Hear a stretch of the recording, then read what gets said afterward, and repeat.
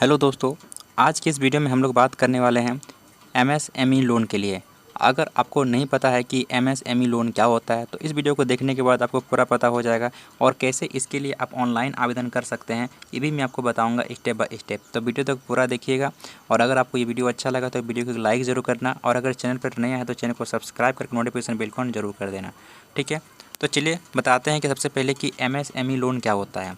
अगर मान लेते हैं आप कोई छोटा सा एक बिज़नेस करते हैं, जैसे कि आपका पोल्ट्री मुर्गा का फार्म हो या फिर आपका तालाब में मछली पालन करते हो या फिर आपका कोई भी एक छोटा सा एक बिज़नेस हो, उस बिज़नेस में अगर किसी को काम दिलाते हैं, मान लो 1-2 मज़दूर को, तो आपका ये एक छोटा सा बिज़नेस हो गया। तो इस छोटे से बिज़नेस में आप एमएसएमई के द्वारा आप यहाँ से बिज़नेस लोन ले सकते हैं 5 लाख रुपये का, वो बिना किसी सिक्योरिटी के साथ। तो इस लोन को एमएसएमई के द्वारा दिया जाता है। तो आपको पता है कि लोन 3 टाइप के होते हैं। इनमें से जो लोन होता है आपका ये जीप लोन होती है। ये जीप लोन होती है ये आपको 5 लाख रुपए का दे सकती है आपका बिजनेस लोन के लिए। और ये जो होती है आपका लगभग 12 से 24 महीने के अंदर में आप इसको आसान किस्तों में चुका सकते हैं।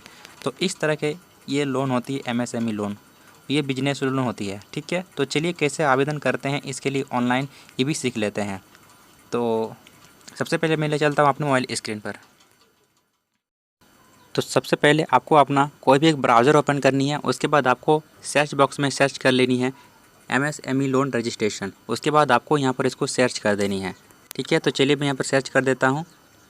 सर्च कर देने के बाद आपके सामने इस तरह का ऑप्शन आता है। तो यहाँ पर आपको दिखाई दे रहा है जहाँ पर लिखा हुआ गया एमएसएमई लोन रजिस्ट्रेशन फॉर्म। तो आपको यहाँ पर इसको क्लिक कर देनी होती है। उसके बाद आपके सामने इसका जो रजिस्ट्रेशन फॉर्म है एमएसएमई के द्वारा ये खुलकर आ जाती है। देख सकते हैं ये आधार रजिस्ट्रेशन के द्वारा होती है। तो अगर आपके पास आधार कार्ड है तो आप यहाँ से रजिस्ट्रेशन कर सकते हैं और एमएसएमई लोन को प्राप्त कर सकते हैं। तो चलिए इसमें क्या क्या भरना है क्या क्या नहीं मैं आपको पूरा स्टेप बाय स्टेप बताता हूँ। सबसे पहले आप यहाँ पर देखोगे तो सबसे पहले आपको यहाँ पर अपना नेम ऑफ एप्लीकेंट डालना है, प्रिंटेड एड आधार नंबर में जो आपका नाम है उसी के अनुसार आपको यहाँ पर डालनी है। उसके बाद आपका एक मोबाइल नंबर आपका यहाँ पर फिल करनी है। उसके बाद आपके पास जो भी ईमेल आईडी है वैलिड ईमेल आईडी आपको यहाँ पर फिल कर देनी है। उसके बाद आपको इस वाले ऑप्शन पर आपका आधार नंबर डाल देनी है जो आपको 12 डिजिट का आधार नंबर है। तो उसके बाद उसके नीचे यहाँ पर आओगे तो यहाँ पर आपका आता है कैटेगरी एंड सोशल कैटेगरी। तो आपको यहाँ पर सेलेक्ट कर लेनी है। उसके बाद आपका जो भी यहाँ से कास्ट है आप यहाँ से इसको सिलेक्ट कर सकते हो। उसके नीचे आना है। उसके बाद आपको यहाँ पर देखा था जेंडर, तो जेंडर भी आपका यहाँ सेलेक्ट कर लेनी है, मेल या फीमेल्स।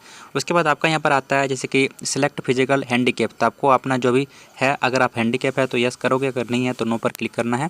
उसके बाद आपको यहाँ पर आता है अपना नेम ऑफ बिजनेस। आपका जो भी बिजनेस का नाम है आपको यहाँ पर डाल देनी है। जैसे कि आप मछली पालन कर रहे हैं या फिर कोई भी छोटा सा बिजनेस जो चला रहे हैं जिसके लिए लोन के लिए रिक्वायरबल हो उसको आपको यहाँ पर फिल कर देनी है। ठीक है, उसके इतना कर लेने के बाद आपको यहाँ पर आता है अपना ऑर्गेनाइजेशन का नाम। अगर आपका ऑर्गेनाइजेशन क्या है, पार्टनरशिप में फर्म में हो या क्या हो, या फिर प्राइवेट लिमिटेड हो या फिर पब्लिक लिमिटेड, कैसा है, आप यहाँ सेल्फ हेल्प ग्रुप है, आप यहाँ से जो भी है अपना दे सकते हैं। उसके बाद आपको यहाँ पर जो दिखाई दे रही है आपको यहाँ पर अपनी जो पैन कार्ड है, पैन कार्ड का नंबर आपको यहाँ पर फिल कर देनी है। इतनी सारी चीज़ कर लेने के बाद आपको यहाँ पर आता है और आपको यहाँ पर दिखाई देता है जहाँ पर है लोकेशन ऑफ द प्लांट, यानी कि आपका जो संस्था है, जो बिजनेस है, वो प्लांट, उसका लोकेशन कहाँ पर है, कहाँ पर आपका बिजनेस लगा है। तो सबसे पहले आपको यहाँ पर दिखाई दे रहा है फ्लैट नंबर, आपका फ्लैट नंबर कौन सा है, जैसे जहाँ पर आपने बिजनेस करे हो तो अपना यहाँ फ्लैट नंबर डाल देनी है। उसके बाद यहाँ पर आपका है बिल्डिंग का परिसर कहाँ पर है, आपका नाम डालना है, बिल्डिंग का नाम क्या है। उसके बाद वो जो बिल्डिंग है वो रोड किन से होकर जाता है। उसके बाद वो कौन से एरिया में आता है। उसके बाद सिटी, शहर और पिन कोड आपको इतनी सारी डाल देनी है। उसके बाद आपको नीचे आना है और आपका बिजनेस किस स्टेट में आता है तो आपको यहाँ से जो भी स्टेट में आता है आपको उसको सिलेक्ट कर लेनी है। इतना कर लेने के बाद आपको आता है कि आपका डिस्ट्रिक्ट कौन से हैं तो वो उसको सिलेक्ट कर लेनी है। उसके बाद आपको यहाँ पर दिखाई दे रहा है ऐड मोर, अगर आप कुछ और भी ऐड करना चाहते हो तो यहाँ पर ऐड कर सकते हो, नहीं तो आप इसको स्किप कर सकते हो। उसके बाद नीचे आता है। उसके बाद आपका आता है ऑफिस एड्रेस, आपका ऑफिस का एड्रेस क्या है आपको यहाँ पर फिल कर देनी है। अगर आपका ऑफिस का एड्रेस और परमानेंट दोनों सेम है तो आप यहाँ पर यस पर क्लिक करोगे, अगर नहीं है तो आप नो पर क्लिक करोगे।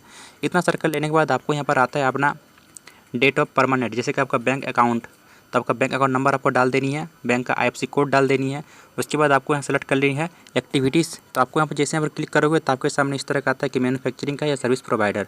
तो मैन्युफैक्चरिंग का है तो मैन्युफैक्चर करना है। उसके बाद आपको यहाँ पर आता है सेलेक्ट NIC 2 एक्टिविटीज़। तो यहाँ पर आपको बहुत सारे दिखाई, जैसे कि क्रॉप एंड एनिमल्स, आपका कौन सा प्लांट है, या फिर क्वायरिंग का है, या फिर माइनिंग मेटल और है, जिस तरह का जिसका भी है, ठीक है ना, या फिर मैन्युफैक्चरिंग ऑफ फूड, किस तरह का आपका मतलब बिजनेस कर रहे हैं तो उस बिज़नेस को आपको यहाँ सेलेक्ट कर लेनी है। इतना कर लेने के बाद आपको आता है अबाउट बिजनेस। आप अगर अपने बिजनेस के बारे में अगर कुछ यहाँ पर लिखना चाहते हो, ठीक है, जैसे कि कुछ टैग लाइन हो या फिर कुछ भी हो तो आप यहाँ पर इसको लिख सकते हैं।